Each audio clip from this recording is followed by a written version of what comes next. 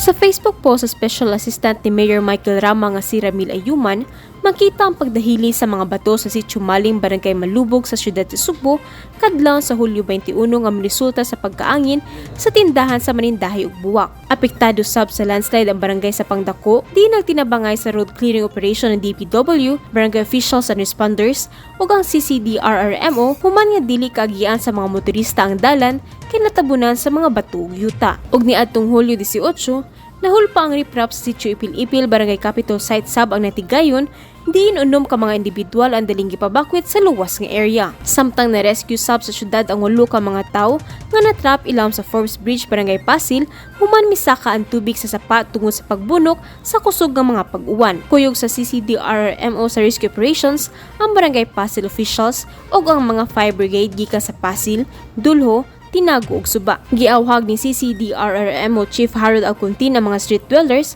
nga kung mahimo di lang mopuyo ilawom sa taytayan aron di na mahitabo ang susamang insidente. Minuan na to sila no, atong gi-profile simple picture gyud no. Nya atong gitag na nato sila nga once masakpan pa gyapon sila or maka-create gyapon sila og kanang disturbance sa city regards to kuan kanang rescue operation na duduro gyapon sa bridges ato na gyud sila papailan og kaso sa atong city ato ni kay kapilan mo na to sila kuanon kanang balik-balik ra gyapon ba. Dugang ni Alcontin, on standby ang mga barangay-based responders aron motabang sa pagmonitor sa kahimtang sa ilang mga barangay. Ang ato ang gihatagan og kanang monitoring is the barangay based responder no nga naa na sign sa taga barangay gyud. So kaning ato ang mga bridges dito makita na to natay mo early warning no kanang water level. So usam na silang monitoron the same time ang bridges pod.